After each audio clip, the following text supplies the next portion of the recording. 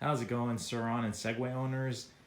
So, not that long ago, I started running this 26-inch wheel, and I went tubeless with it, which is great. And in terms of uh, you know dealing with little punctures, especially with goat head thorns, you don't have to worry about having to replace your tube every time you go on a ride in the brush. So it's really nice having a tubeless setup.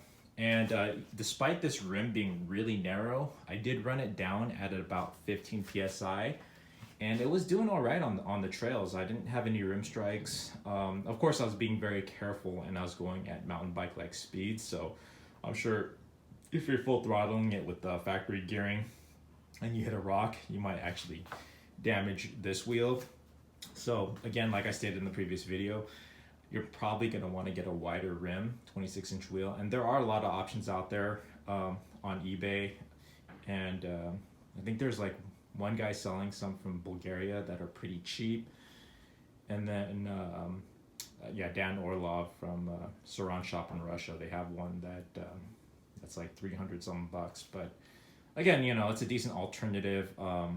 The front end just feels way lighter, and in my previous video, I did weigh them, and the stock wheel was 11 pounds, and then that wheel was 5.2. So when you're riding around town, if you want to hop up a curb, you can just muscle it up so much easier. It does feel more like a bicycle, and it's a lot easier to get over things with this lighter front end.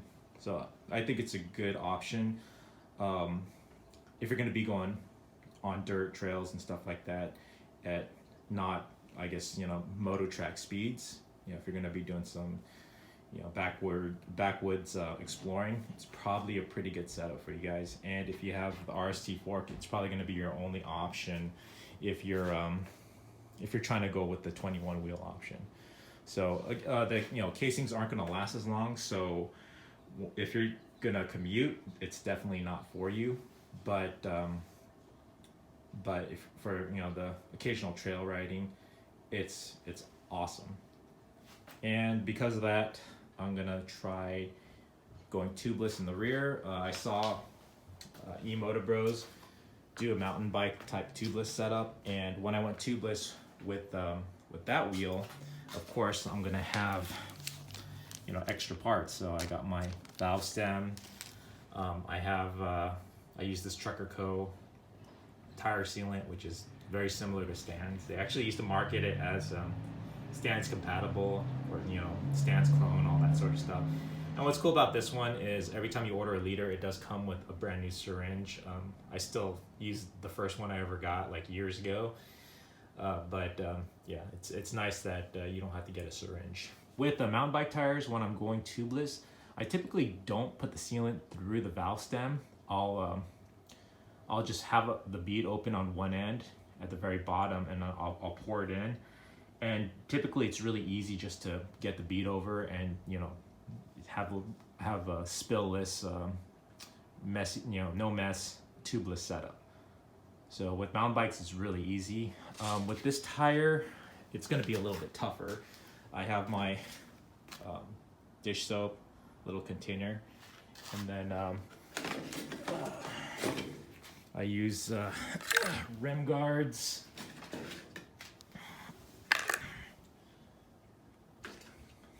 my downhill tire spoon, along with my steel reinforced tire levers, which I actually broke off the plastic tips, because sometimes downhill tires are really hard to get on. So I'm gonna go ahead and check that out. This is 12.6 pounds right now. It should get lighter. I mean, tubes aren't that heavy, but it should have some sort of meaningful impact. And we'll talk more about that later. All right, well, I'm breathing a little harder now because that tire was on pretty tight. So using my my trusty tools, I was able to get it off with a little bit of effort. And then now I'm gonna go ahead and prep this for tubeless. So The tubeless that I use is Gorilla Tape, Sealant, and just a tubeless valve stem. You might be able to get away with reusing the valve stem from a used tube because the dirt bike ones are threaded on both ends, but you might not get a good seal, as I had that issue when I was going tubeless with the 26. So you're gonna have to take off this rim tape and then go ahead and clean the inside of this. Oh, look at that. Is that rust? Look at that. Yeah, rust on that spoke. So yeah, bear in mind that this bike is pretty old. This bike is from 2018. And that is something I don't like seeing. All right, well, I'll try to clean up everything as much as I can, and then go ahead and apply the tape. So the tape you're gonna want to run up on the edge. Oh man, I was hoping that this rim would be more of like a clincher type setup, like with actual bead lock. But considering how difficult it was to get that bead off, I don't think the tire's ever gonna come off. So eMoto Bros has already done it with the technique that I'm gonna be using. So we'll see how it goes.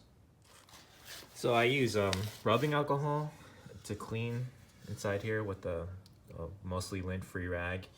And it's really unsettling seeing how bad these nipples are rusted on the inside. I live in Southern California. It rarely rains. I maybe commuted in the rain a couple times, just being caught up in the rain. Typically, I don't ride this when it's raining, just to keep my wife at ease. But yeah, some of these are just not looking good. Yeah, not looking good at all. So, I mean, I'm gonna go ahead and seal it up anyway and see how it goes. If I do have to end up rebuilding this wheel in the near future, I may actually consider doing a 24-inch mountain bike wheel, just considering how much weight I saved on the front end. It might just balance things out. And since I only do trail riding and no real commuting, when it comes to longevity of the tires, it's not actually as important to me. So, and changing out mountain bike tires is way easier than these moto tires. So we'll see how it goes. I know other people have done it across the world. Here in the US, it's kind of frowned upon using mountain bike parts when you could use moto parts, because they are more robust, but they are heavier. So there is that downside. So I'm gonna go ahead and seal the rim from this edge to this edge, and hopefully it holds air and we don't have a bunch of sealant leaking out. So when you guys are doing this, make sure you're pulling it tight so there's no ripples in here, and make sure it's clean so that the edges of the tape are gonna seal well. When you put the tire back on, just be careful that you don't lip up the edges of here, because it can break the seal, and then air and sealant will come out and start bubbling out of the spokes. All right, so let's continue. All right, guys, well, it looks like the sealing was a success. So I did have a little bit coming up out of the valve a little bit, so I just cranked down that locking collar a little more, but it's holding pressure. Nothing's bubbling out. I put water along the bead, and as well as rub the wet rag around the spoke holes. Nothing's bubbling out. And yeah, sorry about the leaf blower. You will more than likely need an air compressor of some sort to seat the bead.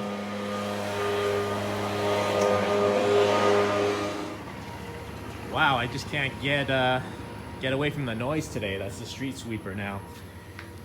So Tubeless, I lost about 0.4 pounds, roughly half a pound. I wasn't expecting to to lose all that much weight. I mean, tubes aren't that heavy to begin with. And this is 2 tubes, super light. And what I don't know if I'm actually gonna feel that difference in weight, because it is I mean, you're running a lot of power through the rear, but like definitely on a mountain bike tire, like on that Bronson, you can when you're spinning those cranks, you can definitely feel the difference in the rotational mass, because you're spinning that whole tube, and in this situation, the sealant is staying at the bottom of the tire and it's not moving with the tire. So there is a little bit less rotational mass. Of course, it means a lot more on a 30-pound bike versus a 120-pound bike. So right now, I do have it the PSI up really high just to make sure the bead's set, and I'll probably bring it down a little bit and then see how low I can go. Hopefully it can stay on there at around 15 PSI. It'll be pretty upsetting if just the bead separates at that point. I doubt it though. But the lack of having the clincher does not make me feel that great. But other people have done this, and oh my goodness, this guy. Oh man, I swear that leaf blowing guy is just out here to annoy me. I was painting my or letting the paint dry on my hitch over there, and he just blew it over like it wasn't even there. So I may have to strip it down and repaint it, but we'll see. I'm pretty lazy. I want to get the bike back together today, so once it dries, I'll probably throw it on there.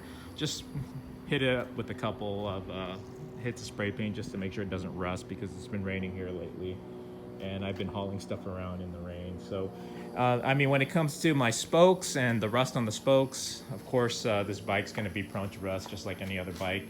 I really didn't think I'd have to worry about it that much here in Southern California, but yeah, it looks like that's going to be an issue. So I'm going to go ahead and put the bike back together and see how it goes.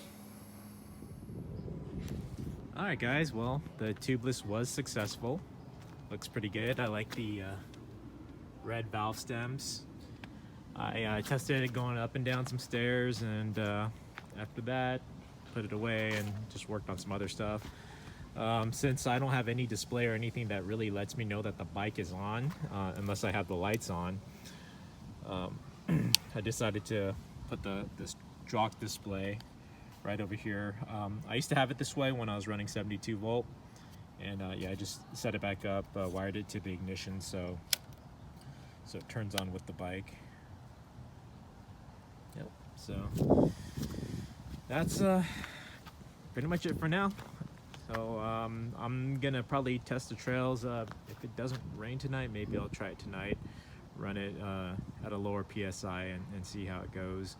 Right now I have it up there pretty high, but yeah, no issues going up and down stairs. So yeah, if you guys have any issues with tubes, like the valve stems coming off, or just getting a lot of punctures, then tubeless may be an option for you. So I mean, there are some negative aspects of it as well. If you aren't riding regularly, I would advise against tubeless in general, because it does dry up and pool in one spot. So if you're like that once a month type rider, then I'd recommend staying with tubes. But if you're going at least once a week, or you got to move the bike, back and forth, to get your car out of a parking space or something, then it might be okay. But there have been times with my regular bikes where I don't ride them for a very long time, and then when I go ride them, the tire still holds air, but as I'm rolling down a hill, the tire will be like whoop, whoop, whoop, whoop, whoop, whoop, whoop. And it's the sealant's all clumped up on one side, and then I'll have to open up the tire, take it off, and then just peel all that sealant out and start all over. So yeah, if you're gonna be riding regularly, tubeless is a good way to go.